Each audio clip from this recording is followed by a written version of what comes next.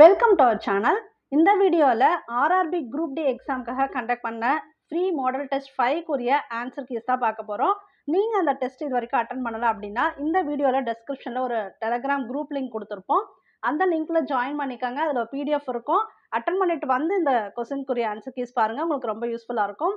அதிலே பார்த்தீங்கன்னா அந்த டெலகிராம்லேயே 5 கொஸ்டின் பேப்பர் கொடுத்துருக்கோம். இது வரைக்கும் 5 டெஸ்ட் கண்டக்ட் பண்ணிருக்கோம். அதுக்குரிய ஆன்சர் கீஸ் எல்லாமே சேனலோட பிளேலிஸ்ட்டில் இருக்குது. ஆர்ஆர்பி அப்படின்னு இருக்கும், ஒரு ஃபோல்டர் இருக்கும், பிளேலிஸ்ட்டில் போய் கூட பார்த்துக்கங்க. கொஸ்டின்ஸ் அங்கே நீங்கள் அட்டன் பண்ண முடியலனாலும் கொஸ்டினுக்கு ஒரு வீடியோ தனியாகவே கொடுத்துருப்போம். அது கூட நீங்கள் பார்த்து அட்டன் பண்ணிக்கலாம். ஆன்சர் கீஸ் தனியாக கொடுத்துருப்போம், அதுவும் பார்த்துக்கங்க. ஏன்னா சில பேர் கேட்டிருக்கீங்க ஆன்சர் கீஸ் எங்கே ஃபைண்ட் அவுட் பண்ணுறதுன்னு. வீடியோஸ்லேயே கொடுத்துருப்போம் ஆன்சர் கீஸ், அதை பார்த்துக்கங்க. இந்த சேனலுக்கு புதுசுனா சப்ஸ்கிரைப் பண்ணிக்கோங்க, பெல் ஐக்கானும் கிளிக் பண்ணி வச்சுக்கோங்க. அப்போ தான் நாங்கள் போடுற வீடியோ இமீடியட்டாக உங்களுக்கு ரீச் ஆகும். இப்போ வீடியோக்குள்ளே போயிடலாம்.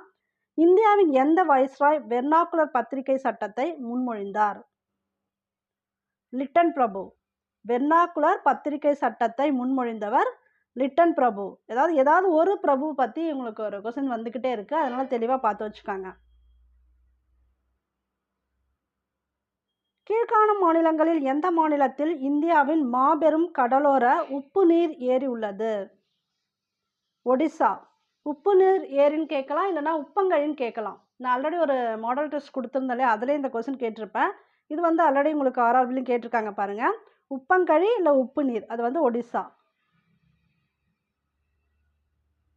பின்வருவனவற்றில் எது ஒரு வெளியீட்டு சாதனமாகும்? வெளியீட்டு சாதனம் அப்படின்னா அவுட்புட் டிவைஸ். இதில் எது அவுட்புட் டிவைஸ்ன்னு பார்த்தீங்கன்னா மானிட்டர். இது எல்லாமே பார்த்தீங்கன்னா இன்புட் டிவைஸ். இன்புட் டிவைஸ் பற்றி அடுத்த தடவை கொஸ்டின் கேட்கலாம், அதனால் உங்களுக்கு கிளியராக எக்ஸ்பிளைன் பண்ணிடுறேன். ஸ்கேனர். ஸ்கேனர்னால் என்ன பண்ணுவோம்? ஏதாவது டாக்குமெண்ட் ஸ்கேன் பண்ணி உள்ளே அனுப்புறது. அப்போ அதுவும் என்னென்னா இன்புட் டிவைஸ் தான். Scanner input device. விசைப்பலகை, கீபோர்டு டைப் பண்ணுறோம் இல்லையா, அப்போ அது என்னது? இன்புட் தான். உள்ளே சிஸ்டத்துக்குள்ளே நம்ம அனுப்புகிறோம், அந்த என்ன இன்ஃபர்மேஷனோ அதை அனுப்புகிறோம். அப்போ அது இன்புட் தான். ஜாய்ஸ்டிக்ஸு. இது பார்த்தீங்கன்னா இந்த கேம்லாம் விளையாடுவாங்க இல்லையா, ஸ்டிக் மாதிரி இருக்கும், அதிலே லெஃப்ட்டு ரைட்டு அந்த மாதிரி கீஸ் இருக்கும். அப்போ அதுவும் என்னென்னு பார்த்தீங்கன்னா செயல்படுத்துறதுக்கு அதுவும் இன்புட்டு தான். ஸோ இந்த மூணுமே பார்த்தீங்கன்னா இன்புட்டு. லாஸ்ட் இருக்குது பார்த்தீங்களா, அது மட்டும் மானிட்டர் இருக்கு இல்லையா, அது மட்டும் அவுட்புட்டு, அதான் வெளியீட்டு சாதனம். ஸ்பீக்கர்லாம் கூட உங்களுக்கு அவுட்புட்டு. சப்போஸ் ஸ்பீக்கர் கேட்டாலும் நீங்கள் ஞாபகம் வச்சுக்கலாம். இந்திய சுதந்திர போராட்டத்தின் போது டில்லி சாலோ என்னும் முழக்கத்தை அளித்தவர் யார்? சுபாஷ் சந்திர போஸ்.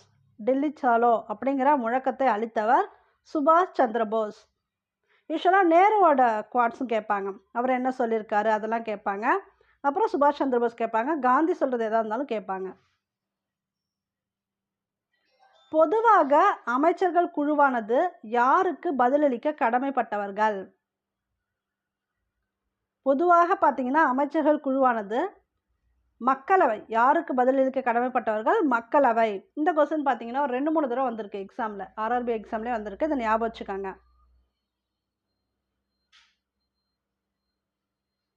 எந்த அணுசக்தி உலை குஜராத்தில் அமைந்துள்ளது? காக்ராப்பர். காக்ராப்பர் அணுசக்தி உலை குஜராத்தில் அமைந்துள்ளது. செர்ரி மற்றும் கிவி ஆகியோர் சகோதரிகள் ஆவர். டைரக்டாகவே போயிடலாம் ஆன்சருக்கு. இப்போ செர்ரி, கிவி, இவங்க 2 பேரும் என்னன்னா சகோதரிகள், சிஸ்டர்ஸ். அவர்களின் பெற்றோர்கள் ஆரஞ்சு மற்றும் மெலன். இப்போ பாருங்க, ஆரஞ்சு ஓன் போட்டுக்கிறேன், மெலன் எம். இவங்க இவங்களோட பெற்றோர்கள், ரைட்டு. அடுத்து மெலன் என்பவர் கிரேப்பின் சகோதரர். இந்த மெலன் இருக்கா இல்லையா, இவர் கிரேப்போட சகோதரர். இவங்க 2 பேருக்கும் சகோதரர். ஓகே. அவர் மேங்கோவை மணந்துள்ளார். யார்? மெலன். இவங்க மேங்கோவை மணந்துள்ளார். இப்போ என்ன கேட்குறாங்க, ஆரஞ்சு என்பவர் செர்ரிக்கு என்ன உறவு? இவர் ஜென்னுன்னு தெரிஞ்சிருச்சு, ஏன்னா இங்கே மேங்கோன்னு ஒருத்தவங்களாம் மணந்துள்ளார் சொல்லியிருக்காங்க இல்லையா, அப்போ இது தெரிஞ்சிருச்சு. இவங்க யாராக இருப்பாங்க? லேடியாக தான் இருப்பாங்க. இப்போ இந்த லேடிக்கும் இவங்க இருக்காங்க இல்லையா, இந்த செர்ரின்னு கொடுத்துருக்காங்க இல்லையா, அப்போ ஆரஞ்சு என்பவர் செர்ரிக்கு என்ன உறவு? ஏற்கனவே கொடுத்துருக்காங்க பெற்றோர்கள்னு. அப்போ என்ன உறவுன்னு பார்த்தீங்கன்னா இவங்க லேடிங்கிறதுனால இந்த பொண்ணுக்கு தாய் தான் சரியான ஆன்சர். தாப்பி நதி அதனுடைய உருவாக்கத்தை டேஷில் கொண்டுள்ளது. சாத்புரா. தாப்பி நதி எங்கே உருவாகுது? சாத்புரா. ஐசக் நியூட்டன் அவர்களால் வழங்கப்பட்ட இயக்க விதிகள் எத்தனை? நான் போன தடவை மாடல் கொஸ்டின்ஸ் கொடுக்கும்போது இந்த கொஸ்டின் கேட்டிருந்தேன். சரிங்களா? இது பாருங்கள், இப்போ கொஸ்டினாக கேட்டிருக்காங்க. என்ன கேட்டிருந்தேன்னா, ஐசக் நியூட்டன் கண்டுபிடிச்சது அந்த புவியீர்ப்பு விசை, அந்த கொஸ்டின் கேட்டிருந்தாங்க. புவியீர்ப்பு விசை கண்டுபிடித்தவர் யாருன்னு கேட்டு கீழே ஐசக் நியூட்டன் கொடுத்துருந்தாங்க. அப்போவே நான் உங்களுக்கு எக்ஸ்பிளைன் பண்ணேன். அவர் வந்து ஒரு 3 இயக்க விதிகள் சொல்லியிருக்காருன்னு சொன்னேன். இதை வந்து இப்போ கொஸ்டினாக கேட்டிருக்காங்க. ஐசக் நியூட்டன் வந்து 3 இயக்க விதிகளை சொல்லியிருக்காரு. பன்னாட்டு தீர்வுகள் வங்கியின் தலைமையிடம் எங்கே அமைந்துள்ளது? Bank for International Settlements, Basel, இங்கே தான் அமைஞ்சிருக்கு. அப்புறம் நீங்கள் இந்த வங்கியில் இப்போ நேஷ்னல் பேங்க்கு, சென்ட்ரல் பேங்க்கு, ஸ்டேட் பேங்க்கு இதோட தலைமையிடலாம் எங்கே இருக்குது அப்படின்னு ஒரு லிஸ்ட்டு போட்டு வச்சுக்காங்க. நான் ஃப்யூச்சர் டைமில் இருந்தால் அதுவும் கொடுக்குறேன். எதுக்கும் இப்போ நீங்கள் வந்து ப்ரிப்பேர் பண்ணுறீங்க அப்படின்னா ஒரு லிஸ்ட்டு போட்டு வச்சுக்காங்க. ட்ராக் பால் என்பது பின்வரும் எந்த வகைப்பாட்டினை சாரும்? ட்ராக் பால் பார்த்தீங்கன்னா உள்ளீட்டு சாதனம். இது வந்து இன்புட் டிவைஸ். ட்ராக் பால். எம்.எஸ். சுவாமிநாதன் என்பவர் யார்? இதை வந்து இப்படியும் கேட்பாங்க. பசுமை புரட்சியின் தந்தை யாருன்னு கேட்டால் எம்.எஸ். சுவாமிநாதன் தான். அப்போ பசுமை புரட்சி எதுக்கு ரிலேட்டடாக வருது? அக்ரிகல்ச்சருக்கு. பசுமைனால என்ன? அக்ரி, வேளாண் தானே. அப்போ வேளாண் அறிவியலாளர், இதுதான் ஆன்சர். எம்.எஸ். சுவாமிநாதன் வந்து ஒரு வேளாண் அறிவியலாளர். அதே போல் எம்.எஸ். சுவாமிநாதன் பசுமை புரட்சியின் தந்தை. இந்த கொஸ்டினை உங்களுக்கு கேட்கலாம். இவருக்கு வந்து நோபல் பிரைஸ் கொடுத்துருக்காங்க. அதுலேயும் இவர் வந்து கேட்கப்படலாம். பின்வரும் எந்த நாடு பிரிக்ஸ் குழுவின் ஓர் உறுப்பினர் ஆகும்? பிரிக்ஸில் பிரேசில் வந்து ஒரு உறுப்பினர். முதல் சொல் இரண்டாவது சொல்லுடன் தொடர்பது போலவே மூன்றாவது சொல்லுடன் தொடர்புடைய விருப்பத் தேர்வை தேர்ந்தெடுக்கவும். மியூசியம், இதை வந்து பார்க்கவும் அப்படின்னு கொடுத்துருக்கணும். அவங்க பார் அப்படின்னு கொடுத்துட்டாங்க. இதை நீங்கள் புரிஞ்சுக்கிறதுக்கே கொஞ்சம் டைம் எடுக்கும். நம்ம வேறு எதாவது திங்க் பண்ணிகிட்ருப்போம். மியூசியம்னா பார்க்குறோம், அப்போ நூலகம்னா படிக்கணும். இதுதான் ஆன்சர். இவங்க பார்த்தல்னு கொடுத்துருந்தாங்கன்னா டக்குன்னு ஆன்சர் கண்டுபிடிச்சோம். அதனால் அவங்க டிஃபிகல்ட்டாக கூட பார் அப்படி கொடுத்துட்டாங்க. மியூசியம் பார்க்குறோம், நூலகத்தில் படிக்கணும்.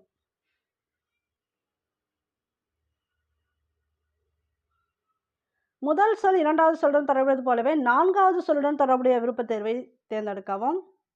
இப்போ உத்தரகாண்ட், மசூரி. அப்போ இங்கே என்ன வரும்னா ஷில்லாங் எங்கே இருக்குது? ஷில்லாங் பார்த்தீங்கன்னா மேகாலயா. ஷில்லாங் மேகாலயா.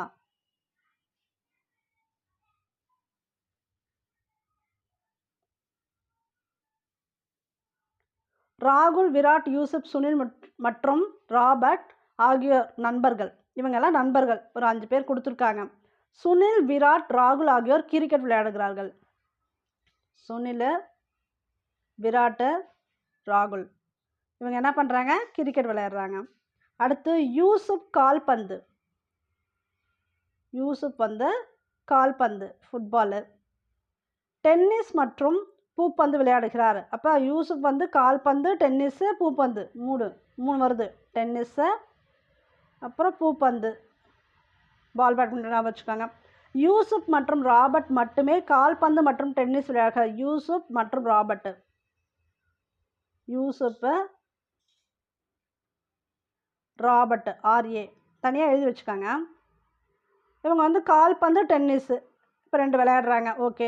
ராகுலும் சுனிலும் ஹாக்கி மற்றும் பூப்பந்து. ராகுலும் சுனில் என்ன பண்ணுறாங்க? ஹாக்கியும் பூப்பந்து, அதுவும் தனியாக எழுதிக்காங்க. அதோடு சுனில் நீச்சல் அடிக்கிறார். அதே சமயம் ராபர்ட் ஹாக்கியும் விரும்புகிறார். இப்போ என்ன கொஸ்டின் என்னென்னா, பின்வரும் எந்த விளையாட்டினை ஒரே ஒரு வீரர் மட்டுமே விளையாடுகிறார்? இதை நீங்கள் எல்லாம் போட்டிங்கன்னா இந்த சுனில் நீச்சல் அடிக்கிறார் பார்த்தீங்களா, அது மட்டும்தான் ஒரு விளையாட்டை ஒரே ஒரு வீரர் விளையாடுறதுன்னு வரும். அப்போ நீச்சல் தான் இதுக்கு ஆன்சர். விளையாட்டு கேட்டிருக்காங்க, யாருன்னு கேட்கல, பர்சன் கேட்கல. கொஸ்டின் நல்லா புரிஞ்சுக்காங்க. எந்த விளையாட்டினை ஒரே ஒரு வீரர் மட்டும் விளையாடுகிறார்? நீச்சல். பட்டியலிடப்பட்டுள்ள 4 வார்த்தைகளில் 3 ஏதோ ஒரு விதத்தில் ஒன்றுபட்டுள்ளன மற்றும் ஒன்று மட்டும் வேறுபட்டுள்ளது. அந்த வேறுபட்ட ஒன்றை தேர்ந்தெடுக்கவும். இதில் எது வேறுபட்டதுன்னா ஏரோபிக்ஸ். ஏன்னா கேரம், சதுரங்கம், லூடோ இதெல்லாம் பார்த்தீங்கன்னா இப்போ நம்ம உட்காந்த இடத்துல விளையாடுறது தான். இது ஏரோபிக்ஸ் பார்த்தீங்கன்னா டோட்டலாகவே டிஃப்ரெண்ட். என்னென்னா இது எக்ஸசைஸு, இதெல்லாம் கேமு. மெயினாக கேரம், சதுரங்கம், லூடோலாம் என்னது? கேமு. ஆனால் ஏரோபிக்ஸ் வந்து அப்படி கிடையாது. இது வந்து ஒரு டைப் ஆஃப் எக்ஸசைஸ். அதனால் இது டிஃப்ரெண்ட்டு. ஒய்யை மாற்றுவதற்கும் மற்றும் கொடுக்கப்பட்ட சமன்பாட்டினை சமப்படுத்தவும். சரியான தொகுப்பு மற்றும் கணித குறிகளின் வரிசை. இது வந்து போர்ட் மாஸ் சம்ம டிஃப்ரெண்ட்டாக கேட்குறாங்க. அதில் இந்த கொஸ்டினுக்கு வந்து ஆன்சர் இதுதான். நீங்கள் வந்து ஒன்று அப்ளை பண்ணணும். அதாவது இந்த ஒய் இடம் 4 இடத்துல ஒய் கொடுத்துருக்காங்க இல்லையா, இந்த 4 ஒய் இடத்துல இந்த என்னென்ன வந்து சிம்பிள் கொடுத்துருக்காங்களோ அதெல்லாம் அப்ளை பண்ணி உங்களுக்கு ஆன்சர் கரெக்டாக வரணும். அப்போ ஆன்சர் கரெக்டாக வரது பார்த்தீங்கன்னா இதுதான் வரும். நீங்கள் ஒன்று போட்டு பாருங்கள், நான் ஆன்சர் மட்டும் சொல்லிடுறேன். இதில் இப்போ போர்ட் மாஸ் விதிப்படி தான் நீங்கள் வந்து இப்போ நீங்கள் சிம்பிள் போட்டால் கூட போர்ட் மாஸ் விதிப்படி தான் அதை சால்வ் பண்ணணும். 16 இருக்குது, என்ன கொடுத்துருக்காங்க டிவைடடு. நான் ஆன்சர் டேரெக்டாக போட்டு காட்டிடுறேன். 4, அடுத்த ஒய்க்கு இன்ட்டு, அடுத்து 6 வருது, அடுத்த ஒய்க்கு ஈக்குவல் டு போட்டிருக்காங்க, அடுத்து ஒரு 12 போட்டிருக்காங்க, அடுத்த ஒய்க்கு இன்ட்டு போட்டிருக்காங்க, 2 போட்டிருக்காங்க. முதல்ல என்ன பண்ணணும், வகுக்கணும். வகுத்தா உங்களுக்கு என்ன வரும், 4 வரும். சரிங்களா. அடுத்து என்ன பண்ணணும், பெருக்கணும். 4 × 6 என்ன வரும், 24. இந்த 24ம் இதை பெருக்குனீங்கன்னு வச்சுக்கோங்க 24. அப்போ ஈக்குவல்ட்டாக ரெண்டும் ஈக்குவலாக இருக்குது. அப்போ இதுதான் ஆன்சர். நீங்கள் வேறு ஏதாவது அப்ளை பண்ணி பார்த்தீங்கன்னா தப்பாக வரும். ஓகேங்களா. ஈக்குவலாக வராது, இல்லை அது பெருசாக லெஸ் தானா அதெல்லாம் வரும். ஸோ இதுதான் ஆன்சர் கரெக்டாக. ஒன்று போட்டு பார்த்தா தான் ஆன்சர் வரும். நான் டேரெக்டாக ஆன்சருக்கே போயிட்டேன். கொடுக்கப்பட்டுள்ள தகவலை கவனமாக படித்து அதன் பின்வரும் கேள்விக்கு பதிலளிக்கவும். ஆன்சர் வந்து கரெக்டாக நோட் பண்ணியிருந்தீங்கன்னா Q வரும். ஆன்சர் நோட் பண்ணாங்க பார்த்துட்டு அடுத்த கொஸ்டின் கூட போயிடுங்க. எனக்கு கொஞ்சம் டிலே ஆகும். இது புதுசாக பார்க்குறீங்க, உங்களுக்கு இந்த கொஸ்டின் டைப்பே புரியாது, நான் வந்து இப்போ தான் பிகினர்ஸ் அப்படின்னா நான் சொல்கிறேன் கரெக்டாக எப்படி இதை மாதிரி அப்ளை பண்ணணுங்கிறத சொல்கிறேன். நீங்கள் பாருங்கள், தெரிஞ்சவங்க அடுத்த கொஸ்டினுக்கு மூவ் ஆகிக்காங்க பாஸ் பண்ணிவிட்டு. கொஸ்டின் வந்து ஆன்சர் Q. சரி, இப்போ என்ன கொடுத்துருக்காங்கன்னா PQRSTUV 7 மாணவர்கள் இருக்காங்க. இடமிருந்து வலமாக, இங்கே பாருங்கள் சும்மா போட்டு வச்சுப்போம், இப்போ அப்புறம் மாற்றிக்கலாம். PQRSTUV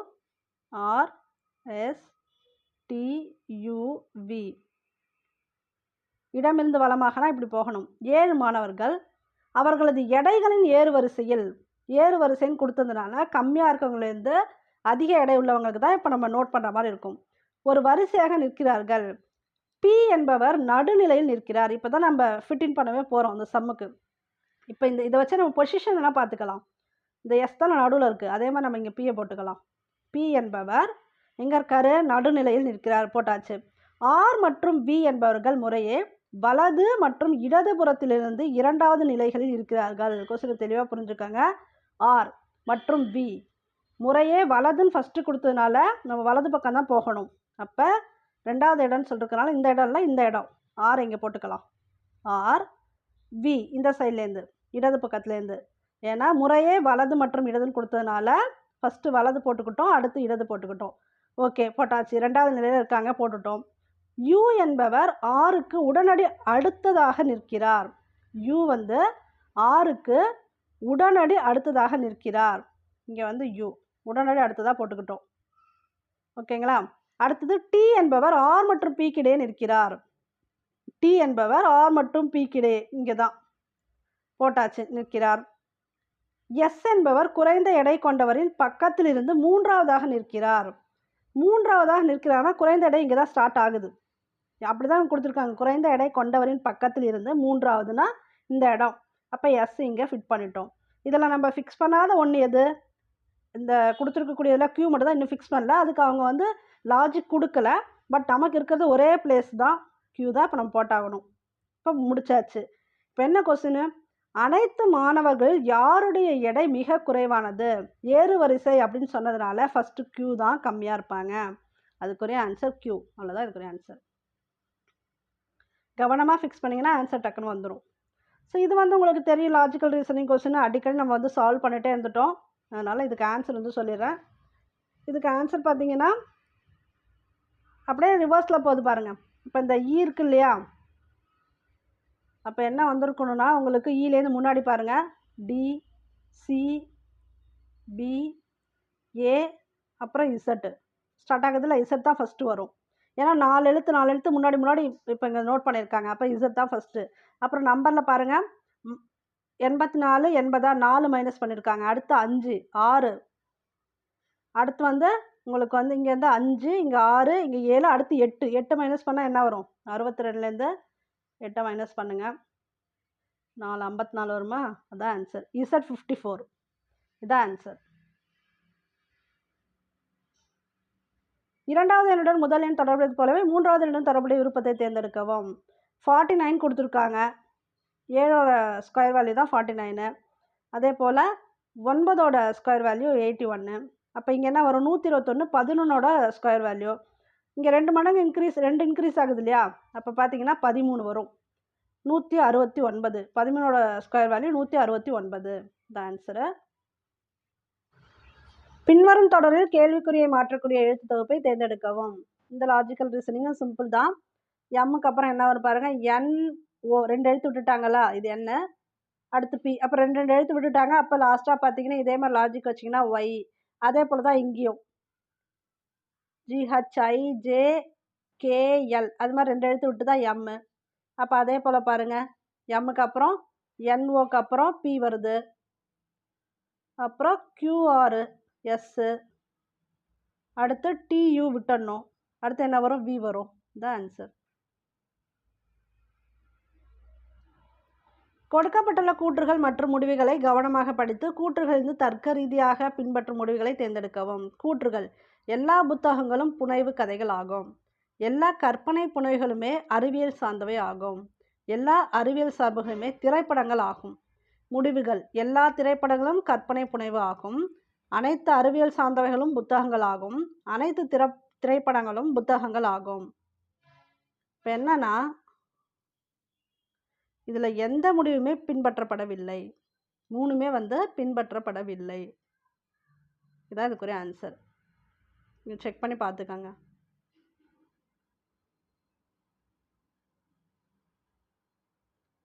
ஒரு தொகையின் 85%, 50%, 30% என்பது 51 எனில் அந்த தொகை என்ன?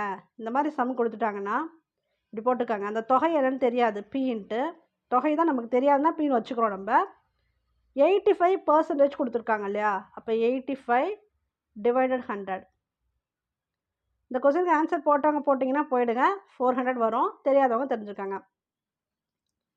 50 / 100. ஏன் 50 / 100? 50%. 30% கொடுத்துருக்காங்க இல்லையா? 30/100 இப்படி போட்டுக்கணும்.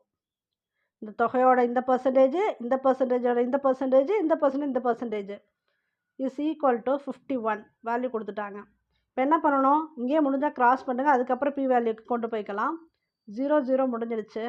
அடுத்து இந்த 0 இந்த 0. அடுத்து பார்க்கலாம் வேறு என்ன கட் பண்ண முடியும்னு பார்த்துக்கலாம். ஓகே, இங்கே 5 போட்டுக்கலாம். 1 5 5, 7 5 35, இங்கே 2 5 10, 0 அப்படியே போட்டுக்கலாம். இந்த 5 இங்கே போயிடும். 4 5 20. இப்போ மேலே என்ன இருக்குன்னு பாருங்கள், 3 17 100 4 தான் இருக்குது. இப்போ நம்ம என்ன பண்ணிக்கலாம்? P அப்படியே வச்சுக்கலாம். P வேல்யூ தான் நமக்கு தெரியணும். 51 அப்படியே இருக்கட்டும் அந்த சைடு. இந்த வேல்யூலாம் கொண்டு போய் அந்த சைடு போட்டுக்கலாம். ஈக்குவலுக்கு அந்த சைடு போட்டால் என்னாகும்? தலைகீழ வரும். அப்போ இந்த 100 × 4 இருக்கு இல்லையா? மேலே போயிடும். இங்கே கீழே இருந்தது மேலே போயிடும். இந்த 17 இருக்கு இல்லையா? 17 இருக்குது, இன்னும் 3லாம் இருக்குது. இங்கே போட்டுக்கலாம். 17 × 3. சரி, இப்போ என்ன நம்ம டிவைட் பண்ணலான்னு பார்த்துக்கலாம். இது பாருங்கள், இந்த 17 51 எத்தனை தடவை வரும்? உங்களுக்கு 3 தடவை வந்துடும். சரிங்களா? 3 17 51 நீங்கள் போட்டு பாருங்கள் வரும். இந்த 3க்கு இந்த 3 கிராஸ் ஆகிடும். அப்போ 4 × 100 என்ன வரும்? 400. இதான் இதுக்குரிய ஆன்சர். ஸோ இது போல் நீங்கள் P வேல்யூ தெரியும்னா P கொடுத்துட்டு அதுக்கு என்னென்ன பர்சன்டேஜ் கொடுத்துருக்காங்களோ அப்படியே போட்டு இஸ் ஈக்குவல் டு 51 போட்டுட்டு P மட்டும் இந்த சைடு வச்சுட்டு மற்றதெல்லாம் அப்படியே அந்த சைடு போயிட்டிங்கன்னா ஆன்சர் தெரிஞ்சிடும். இதுக்குரிய ஆன்சர் 400. 1.2 y, அதுக்கப்புறம் 3.6 4.8 இப்படி கொடுத்துட்டு ஒய்யோட மதிப்பு கேட்குறாங்க. ஒய் மதிப்பு வேணும். இப்படி இந்த மாதிரி கொடுத்துருக்காங்கன்னா இது இதுன்னு கொடுத்துருக்காங்கன்னா நம்ம இப்படி போட்டுக்கலாம். 1.2 / y இஸ் ஈக்குவல் டு 3.6 / 4.8. இப்போ என்ன ஆகுனா நமக்கு எந்த வேல்யூ இப்போ கிராஸ் பெருக்கல் பண்ணிக்கலாம். அப்போ 1.2 × 4.8 இஸ் ஈக்குவல் டு y 3.6. நமக்கு y வேல்யூ தானே வேணும். அப்போ இந்த 3.6 அடிச்சுட்டு இந்த சைடு கொண்டு வந்துடுங்க கீழே. சரிங்களா? இப்போ என்னது 3.6. இந்த மாதிரி பாயிண்டில் இருந்தாலே நம்மளால் கணக்கு போட முடியாது. அப்போ போட முடியாதுன்னா அந்த பாயிண்ட்டை வந்து நம்ம நீக்கணும். எப்படி நீக்கிறது அப்படின்னு பார்த்தீங்கன்னா, நமக்கு எப்படி தேவையோ அப்படி பெருக்கிக்கணும். நான் இப்போ இந்த 1.2 4.8 முதல்ல பெருக்கிக்கங்க. அதுக்கு நீங்கள் டெசிமலில் கொண்டு வந்துடலாம். இப்போ பாருங்கள், தனியாக போடுறேன். 1.2 × 4.8 பெருக்கிக்கங்க. அதுக்கப்புறம் அந்த 2 சால புள்ளி குத்திக்கலாம். அப்படியே பெருக்குங்க முதல்ல. 8 2 16 மீதி 1 1 8 9 4 8 1 4 4 6 9 8 17 மீதி 1 இப்போ 576 வருது இல்லையா? இப்போ என்ன ஆகுன்னா 5.6ன்னு போட்டுக்கணும். 2 சாதம் புள்ளி குத்துரும். இப்போ நான் 5.76 போட்டுட்டு இங்கே போடுறேன். 5.76 டிவைட் பை 3.6 அதான் ஒய் வேல்யூ. இப்போ என்ன பண்ணுறது அப்படின்னா, ஃபஸ்ட்டு என்ன பண்ணுங்கள், இந்த 10ஆல் இந்த டெசிமல் எடுத்துருங்க. இல்லை நீங்கள் டேரெக்டாகவே 100ஆல் எடுத்துட்டாலும் ஓகே, உங்களுக்கு கரெக்டாக வரணும். இல்லை ஸ்டெப் பை ஸ்டெப் போகிறீங்க அப்படின்னா, முதல்ல 10ஆல் பெருக்குனீங்கன்னா இந்த ஸ்தானம் இருக்கு இல்லையா, இது இப்படி வந்துடும். 57.6 36 வந்துடும். 10ஆல் மேலேயும் கீழே பெருக்கும்போது இப்படி ஆகிடும். அடுத்து இந்த ஸ்தானத்தை எடுக்கணும் இல்லையா, அப்போ இன்னொரு 10ஆல் பெருக்குங்க. டேரெக்டாக தெரிஞ்சவங்க அப்படியே 100ஆல் பெருக்கி கூட எடுத்துருவாங்க. உங்களுக்கு ஸ்டெப் பை ஸ்டெப் ப்ரொசீஜர் வேணால் இதை ஃபாலோ பண்ணிக்காங்க. தெரிஞ்சவங்களுக்கு ஓகே. இப்போ என்ன பண்ணணும், மறுபடியும் ஒரு 10ஆல் பெருக்கிக்கலாம். பெருக்கும் போது மேலே வந்து ஸ்தானம் போயிடும். ஏன்னா புள்ளி எடுக்கிறதுக்கு தான் 10ஆல் பெருக்கிறோம். இங்கே வந்து ஒரு 0 சேர்ந்துடும். ஏன்னா இங்கே புள்ளி இல்லை இல்லையா, அதனால 36 பக்கத்தில் ஒரு 0 சேர்த்துக்கணும். மேலே வந்து டெசிமல் போயிடுச்சு. இந்த 3 குழப்பிக்காதீங்க, இதில் இருக்கிறது. இப்போ 576 டிவைட் பை 360 இதை போடுங்க. இதை என்ன வாய்ப்பாடு போடலான்னு பாருங்கள். உங்களுக்கு தெரிஞ்ச மாதிரியே போட்டுக்கலாம். 1 3 3 2 3 6 0 போட்டுக்கலாம். 3 வாய்ப்பாடு போட்டுட்ருக்கோம். இதில் பாருங்கள், 1 3 3 மீது 2 9 3 27 3 6. அடுத்து என்ன போடலான்னு பாருங்கள். 4ஆம் வாய்ப்பாடு வந்துச்சுன்னா போட்டுக்கலாம். 4ஆம் வாய்ப்பாடு கூட 3 12 0. இங்கே பாருங்கள், 4 16 மீதி 3 8 32. சரி ஓகே. இதை என்ன பண்ணலான்னு பாருங்கள். இது வந்து உங்களுக்கு 6ஆம் வாய்ப்பாடில் வரும். 5 30 6 36 7 8 48. சரிங்களா? 8 48 8/5. இப்போ ஒய்யோட வேல்யூ என்ன, 8/5. உங்களுக்கு வந்து பெரிய பெரிய மதிப்பு வச்சும் போட தெரியும். நான் வந்து 8ஆல் ஃபஸ்ட்டே டிவைட் பண்ணிவிடுவேன். நீங்கள் ஃபஸ்ட்டே 8ஆல் கூட டிவைட் பண்ணிக்கோங்க, டைம் சேவ் பண்ணுறதுக்கு. சில பேருக்கு 4ஆம் வாய்ப்பாடு 2ஆம் வாய்ப்பாடு அவங்க இஷ்டத்துக்கு நீங்கள் டிரைவ் பண்ணிக்கலாம். பட் 8லாம் சீக்கிரம் தெரிஞ்சு போட்டிங்கன்னா ஆன்சர் ஃபஸ்ட்டே வந்துடும். இப்போ ஆன்சர் பார்த்தீங்கன்னா ஒய்யோட வேல்யூ 8/5. ஓகே. நீங்கள் வந்து இந்த 25 கொஸ்டினுக்கு எவ்வளோ மார்க்ஸ் எடுத்திருக்கீங்க அப்படின்னு வந்து கீழே மறக்காமல் கமெண்ட் பாக்ஸில் போடுங்க. ரெகுலராக கமெண்ட்ஸ் போட்டுகிட்டே இருக்கீங்கன்னா தான் நீங்கள் எவ்வளோ பேர் கரெக்டாக அட்டன் பண்ணுறீங்க, எவ்வளோ ஆர்வமாக இருக்கீங்க அப்படின்னு எங்களுக்கு தெரியும். ஸோ உங்களோட மார்க்ஸ் என்ன அப்படிங்கிறத 25 மார்க்ஸுக்கு அப்படியே போடுங்க. நான் அப்பப்போ இந்த மாதிரி ஓல்டு கொஸ்டினும் கொடுக்குறேன். ஏன்னா இப்போ நான் கொடுக்குற கொஸ்டினும் கொடுக்குறேன். அது இல்லாமல் ஓல்டு கொஸ்டினும் கொடுத்தா நீங்கள் அந்த அந்த எக்ஸாம் எழுதுகிற மாதிரி ஒரு ஃபீல் ஆகும். அதுக்காக தான் ஓல்டு கொஸ்டின் ரெஃபர் பண்ணி கொடுக்குறேன். இதை கொஞ்சம் யூஸ் பண்ணிக்காங்க. எவ்வளோ மார்க்ஸ் எடுத்திருக்கீங்க அப்படிங்கிறத கமெண்ட் பாக்ஸில் போடுங்க. வீடியோ பிடிச்சிருந்தா நிறைய பேருக்கு லைக் பண்ணுங்கள், ஷேர் பண்ணுங்கள். யூஸ்ஃபுல்லாக இருக்கும். ஓகே, தேங்க்யூ ஃபார் வாட்சிங்.